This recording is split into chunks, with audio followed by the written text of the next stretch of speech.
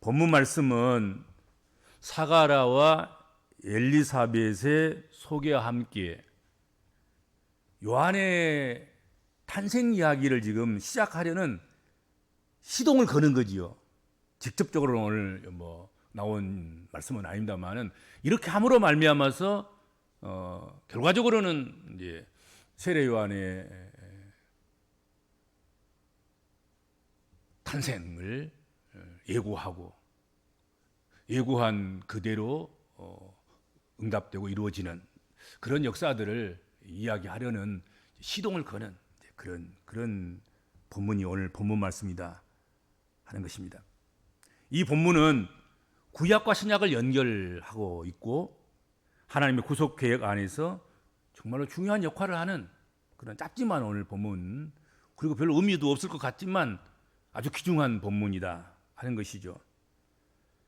오늘 주신 본문 말씀을 중심으로 해서 유대왕 헤롯의 때에 그런 제목으로 말씀을 나누도록 그렇게 하겠고, 말씀을 나누면서 말씀을 마음판에 새기고 말씀을 준행하고 말씀을 적용하고 그리고 말씀에 따라서 기도하는, 그래서 기도가 말씀에 의지해서 기도함으로 말미암아서 하나님께서 그 기도를 응답해 주시는, 응답받는 기도가 되셨으면 참 좋겠습니다.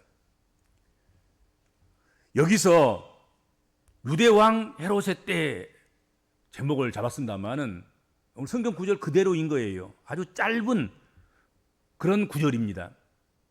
이 짧은 구체적인 시간적 언급은 단순한 시간적 표지가 아니다, 시간적 표현이 아니다 하는 것을 우리가 기억했으면 좋겠습니다. 그것은 한 시대의 공기를 담고 있는 거지요. 그 분위기, 문화, 역사, 삶을 살아가는 삶의 현장의 모습들, 이런 것들을 한 시대의 공기를 담고 있는 것이죠.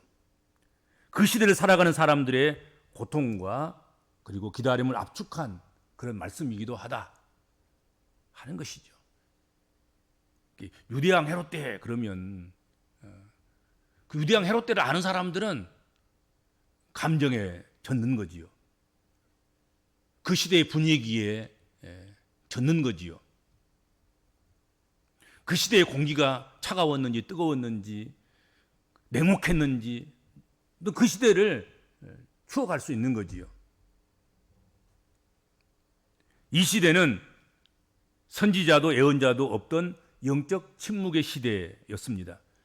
말라기 이후에, 구약 성경의 마지막 책이 말라기인데 말라기 선지자 이후에 오늘 본문 말씀과 같은 이제 사가랴와 엘리사벳 이런 말씀이 나오기까지 그들에게 예고해 주시고 또 예언해 주시고 그렇게 하시기까지 그 기간이 400년이나 걸렸단 말이에요. 400년 동안 예언자도 없고 선지자도 없고 하나님의 말씀도 없고 없는 거예요.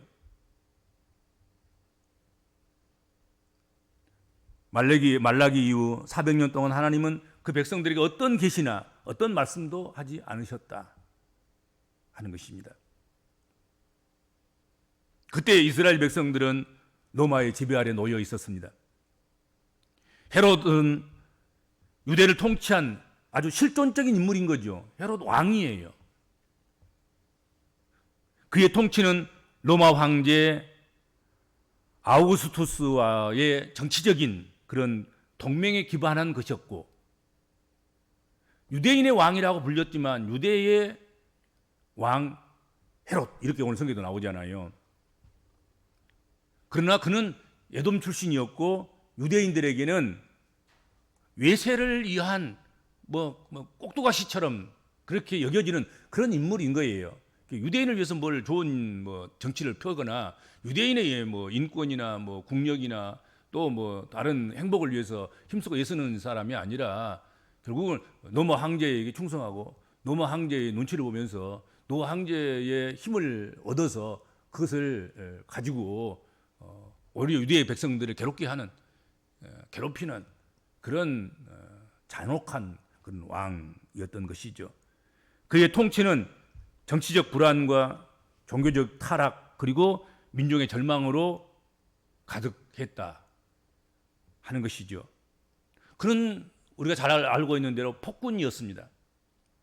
예수님의 탄생을 두려워한 나머지 베들레헴의 아기들을 학살한 인물로도 기억되는 것 아니겠습니까? 그것만 가지고도 이것은 잔혹하고 아주 폭정하는, 사람을 귀중히 여기지 않는, 하나님을 두려워하지 않는 그런 왕이다 하는 생각을 해보게 되는 것입니다. 유대 왕 헤롯의 때는 하나님의 말씀이 사라진 시대였습니다.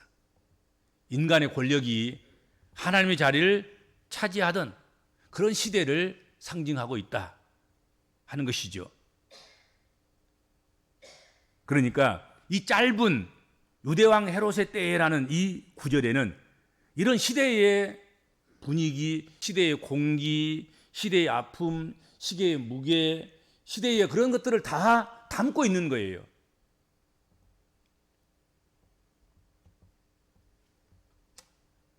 유대왕 헤롯 때에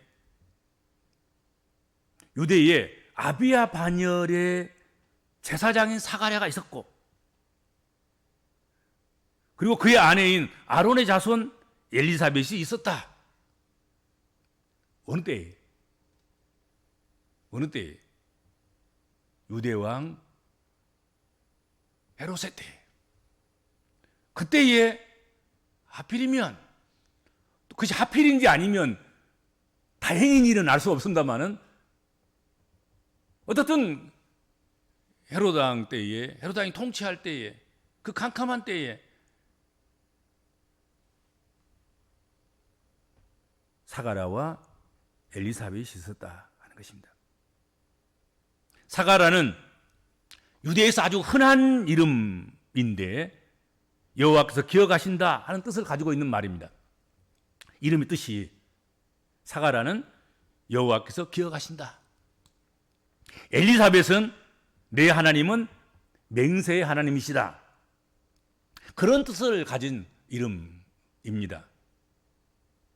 이들 부부는 오늘 본문에서 이야기하고 있는 것처럼 모두 제사장 가문의 출신으로 제사장 가문끼리 만나서 제사장 가문끼리 결혼을 한다 하는 것, 그것은 당시 시대에 이중적인 아주 영예로운 것으로 생각했다 하는 것입니다. 한쪽만 제사장이어도 대단한 것인데, 우리 역사 속에도 진골, 성골, 그런 것도 있었지 않습니까? 그렇죠?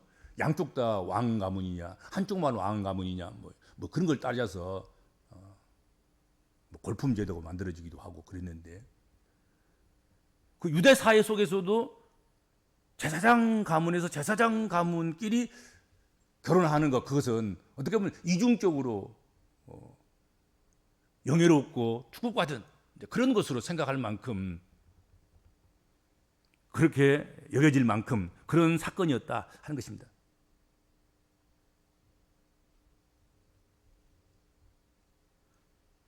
그런데 다른 사람도 아닌 사가랴와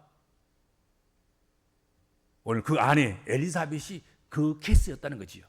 둘 다 제사장 가문 출신들인 거지요.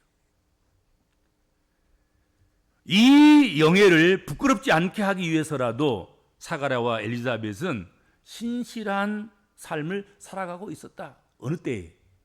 그게 중요한 거예요. 항상 오늘 본문에 유대왕 헤롯 때에, 뭐가 없을 때에? 하나님의 말씀도 계시도 없었을 때에, 그 공기가 무겁고 충충하고 어둡고 침침하고 고통과 고난과 그리고 절망과 그런 것이 가득한 그 시대에, 그때에 적어도 사가랴와 엘리사벳은 하나님 앞에서 충성스럽게, 의롭게, 하나님 두려워하면서, 하나님 기쁘게 하면서 하나님 섬기는 삶을 살았다는 것이죠. 6절입니다. 보세요.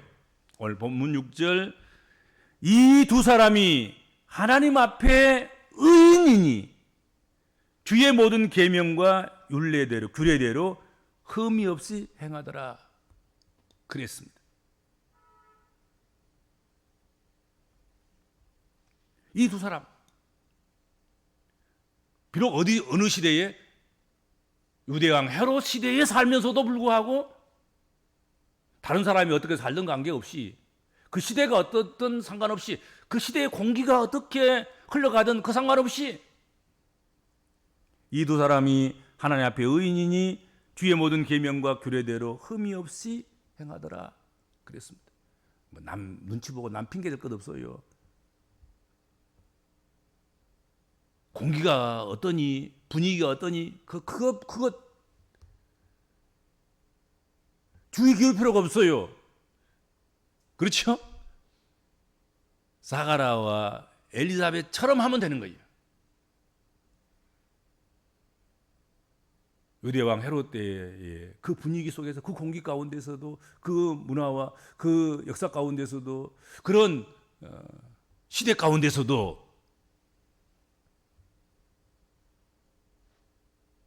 사가라와 엘리사벳은 하나님 앞에서 의인이었고 주의 모든 계명과 규례대로 흠이 없이 행하였더라. 그렇게 말씀하고 있습니다. 자, 이들에 대한 평가는 최고의 복을 받아도 부족하지 않습니다. 최고의 복을 받는다고 해도 왜 그렇게 그 사람에게 복을 주냐 그렇게 이야기할 사람이 없어요. 이 시대 이 험한 시대에 그만큼 믿음으로 살아가면 된 거지. 그러면 하나님께서도 다른 사람 아니라 사가라와 엘리사벳에게 그냥 복을 몽땅 주셔야지. 이들에 대한 평가는 최고의 복을 받아 누리고 살아야 할 만큼 좋은 평가, 높은 평가를 받고 있었다 하는 것입니다. 칭찬받는 사람들이잖아요. 신실한 삶을 사는 사람들. 세상은 그렇지 않더라도 두 사람은 제사장 가문으로서 제사장 가문을 더럽히지 않기 위해서 제사장 가문에 내려오는 전통과 아름다운 관례와 습관들을 쫓아서 의인의 삶을 살았고 그리고 하나님 말씀과 규례대로 흠없이 사는 일에 열중했다는 거죠. 열심히 충성스럽게 살았다 이거. 성실하게 살았다는 거죠. 그런 좋은 평가, 높은 평가를 받았습니다. 그러나 이런 좋은 평가, 높은 평가와는 달리 그들의 삶, 그들의 형편과 처지는 그렇지 못한 것 같습니다. 형벌과도 같았다 하는 거지요. 제사장 부부였고 제사장 가정의 신실한 삶과는 달리 사가라와 엘리사벳은 나이가 많도록 아이를 갖지 못하는 아픔을 겪고 있었다 하는 것이죠. 이 당시 사회는 오늘 사회와 전혀 다릅니다, 여러분들.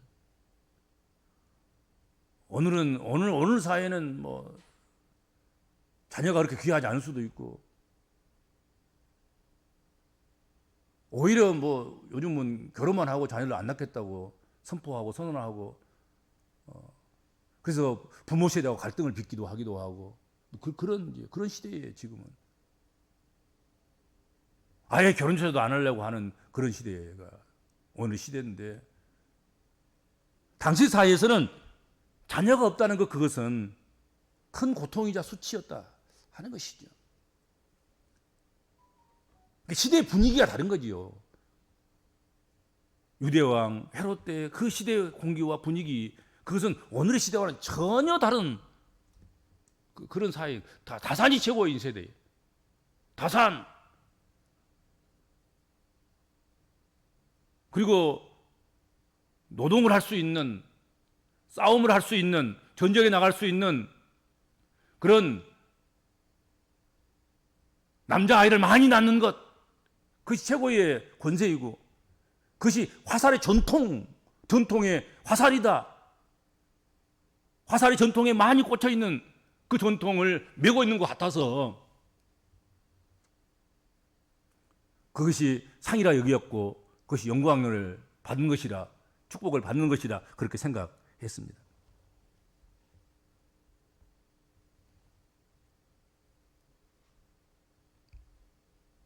그런데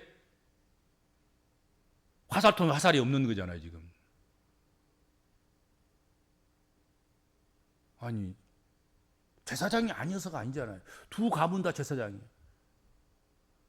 남편도 제사장이었고, 아내 가정도 제사장이었고, 제사장 가문이 만나서 또 어느 성경에 보면은 그 캄캄한 때에 빛을 비추면서 의롭게 산 거예요. 정말로 성실하고 아름답고 깨끗하게 제사장 가문에 가문을 더럽히지 않고 그 말씀과 규례와 율례와 전통대로 신실하게 삶을 살아간 거예요. 의인의 삶을 사는 거지요. 흐트러짐 없는 그런 삶을 살았다 하는 것이죠. 그런데도 큰 고통과 수치를 겪게 되었다 하는 것입니다. 나이가 많도록, 아직 기회가 있는 것이 아니었습니다. 나이가 많도록 기회가 없는, 거기까지 가는 그 상황 속에서도 아직도 여전히 그들의 소원은 응답되지 않았고, 그들의 기도는 응답되지 않았고, 그들의 아픔과 그들의 슬픔들은 거두어지지 않았다 하는 것이죠. 이러한 슬픔과 절망적인 상황에서 더욱 빛나 보이는 그것은 이 두 노부부의 하나님께 대한 믿음의 자세입니다. 자신들의 신실한 삶과는 달리 주어진 삶은 당시 범부나 필부의 집에 가득한 그런 전통의 화살과 같은 그런 자식이 없었다 하는 것입니다. 그렇지만 이들은 결코 하나님을 원망하지 않았고 주어진 자신들의 위치에서 묵묵히 그 역할을 감당해 나갔다 하는 것이지요. 자녀 없음, 시대의 어두움, 종교의 타락, 그런 가운데서도 사가랴와 엘리사벳은 하나님 앞에 의롭게 살았다 하는 것입니다. 그렇죠. 꼭 상을 받아야만이 또 축복을 받아야만이 꼭 한정된 기간, 한정된 장소, 한정된 곳에서 뭘 좀 누려야만이 그것이 축복이라고 생각하고,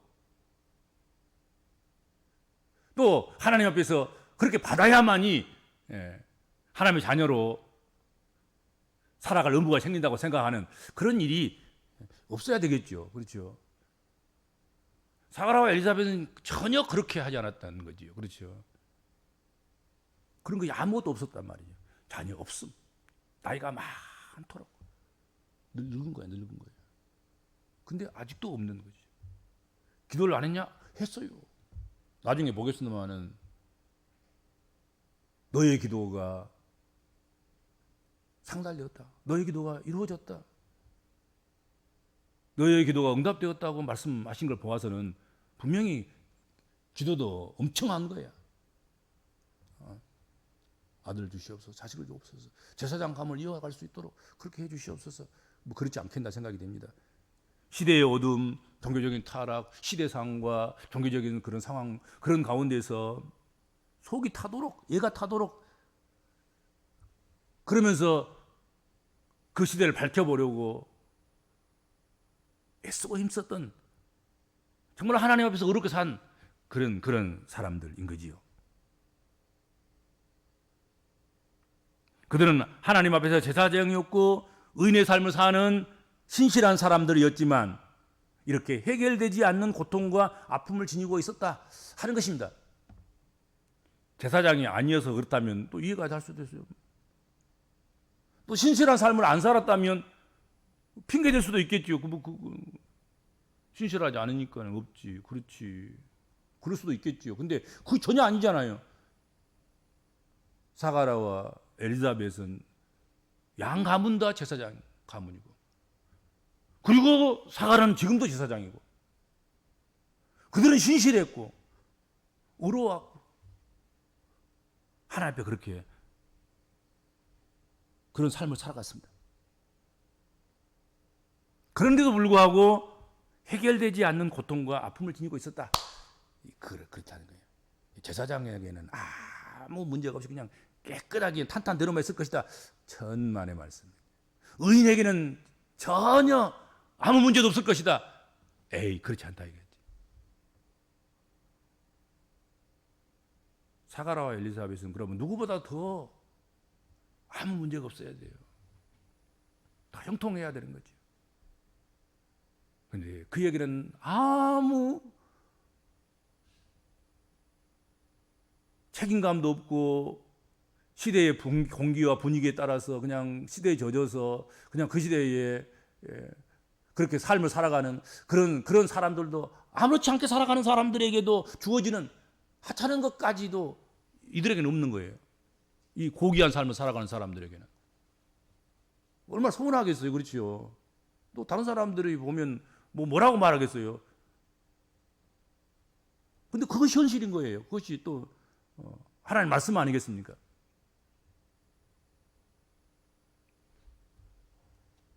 이런 일은 사가랴와 엘리사벳에게만 있는 일이 아니라는 것입니다. 많은 신실한 사람들도 때때로 해결되지 않는 그런 고통과 아픔을 지니고 살아가는 경우가 많다. 옛날 유대의 왕이었던 헤롯 때, 그때뿐만 아니라, 그리고 사가랴와 엘리사벳에게만 아니라 오늘 이 시대에 살아가는 오늘 우리들에게도 이와 같은 일이 있을 수 있다 하는 것이죠. 이들의 삶을 통하여서 오늘 복음적인 그리스도인들에게 묻고 있습니다. 너는 이 시대의 어둠 속에서도 빛으로 살아가고 있는가? 사가랴와 엘리사벳이 살아갔던 것처럼 너는 이 시대에 그렇게 살아가고 있는가? 하고 묻는 거지요. 또 물어야 하고요. 나는 그 핑계 삼아서 그냥 시대의 공기에 취해서 그냥 그렇게 해서 살아가고, 감사치도 못하고 하나님 앞에서 신실하지도 못하고, 하나님께서 다인들에게 주신 것처럼 사가랴와 엘리사벳도 주셔야지, 우리도 시대를 이기면서 감사하면서 하나님을 드러내고 영광 돌리면서 그렇게 살 것 아니겠습니까? 그렇게 한 것이 아니고, 사가랴와 엘리사벳은 그 관계없이, 시대와 관계없이, 그때의 분위기가 상관없이 감사하고 말씀을 지키고 계명대로 살고 신실한 삶을 살고 그렇게 했다 하는 것이죠. 그래서 사가랴와 엘리사벳을 통하여서 오늘 살아가는 우리 복음적인 그리스도인들에게 하나님께서 질문하고 계시고 또 묻고 계신다는 것입니다. 너는 엘리사벳과 사가랴와 엘리사벳처럼 그런 시대 속에서도, 그런 분위기 속에서도, 유대왕 헤로스 때와 같은 그때에도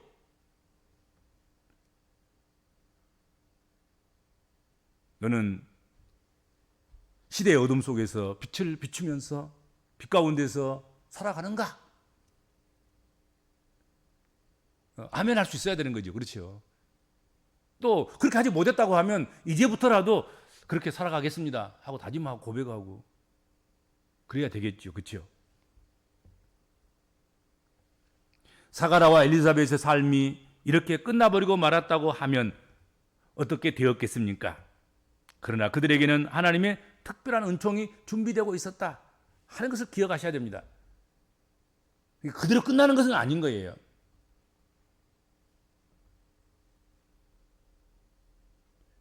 세례요한을 그들 가정에게 주기로 하신 그 하나님의 특별한 섭리가 있었다 하는 것이죠. 성령 역사라는 특별한 섭리로 이후에 그들을 통해서 세례요한이 출생하는 것을 우리는 알고 있고 또 기억해야 될 그런 문제인 거지요. 그렇죠.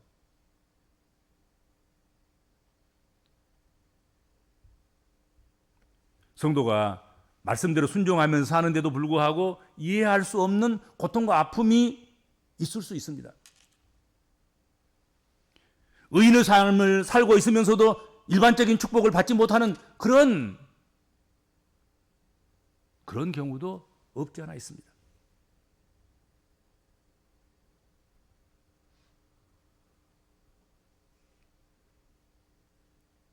그러나 하나님의 특별한 섭리가 그런 가운데서, 그 중에서 그렇기 때문에 있을 수 있다는 것을 놓쳐서는 안 된다 하는 것이죠.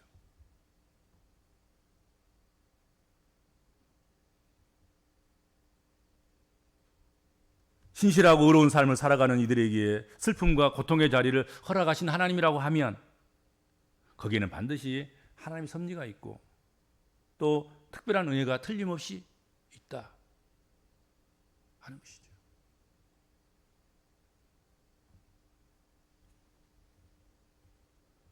그러므로 우리는 믿음으로 살면서 우리가 당하는 어려움들을 이상히 여기지 말고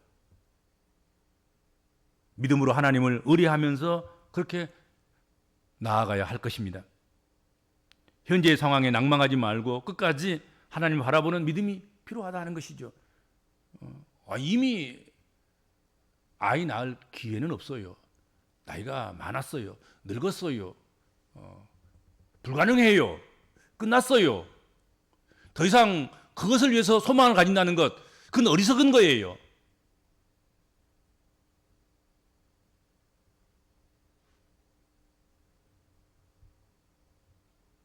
그런데 하나님께서는 그런 좋은 조건에서도 그런 가문에서도 그렇게 규례와 말씀을 계명을 지키는 그런 가운데서도 의인의 삶을 그런 유대왕 헤롯 때에 그때에도 그렇게 신실한 삶을 사는 그 사가랴와 엘리사벳에게 그 모진 고통을 주시고 모진 아픔을 주시고 그 당시에 수모와 고통을 겪게 하신 그것은 그리고 나이 먹도록 다 모든 것이 다 생산할 능력은 다 사라지고 끊긴 그런 가운데서 하나님께서는 하나님의 역사, 하나님만 하시는 역사, 성령만이 하실 수 있는 성령의 역사, 그걸 계획하셨고 그것을 나타내셨고 그것을 이루셨다는 것이죠. 그렇죠? 사람끼리 할 수 있으면 사람끼리 해버리면 사람끼리 했다는 것이지. 그러나 사람이 할 수 없는 것, 그래서 성령이 하신 것이고 그래서 하나님이 하시는 것이고 그래서 하나님과 성령, 하나님의 영이신 성령께서는 사람이 넘어서를 하는 것이고 사람 위의 것을 하는 것이고 사람이 할 수 없는 것을 할 수 있는 것이고 그래서 하나님은 하나님이시고 그래서 성령은 하나님의 영이시다 하는 것이죠. 그렇죠?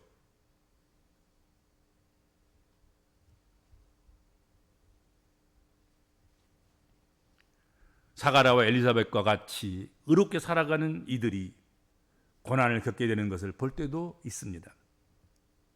상을 받아야 마땅하지만 오히려 형벌을 받는 것 같은 그런 분위기와 느낌과 그런 정황과 상황을 겪을 때도 있습니다. 그러나 그렇게 끝나버리면 안 되지요. 끝까지 의롭게 살아가는 사람이라면 결국은 신실하신 하나님을 보게 될 것이다 하는 것입니다. 우리는 신실하신 하나님을 기억하면서 오늘을 그러므로 힘차게 살아가야 합니다. 어떤 경우가 우리가 주어진다 하더라도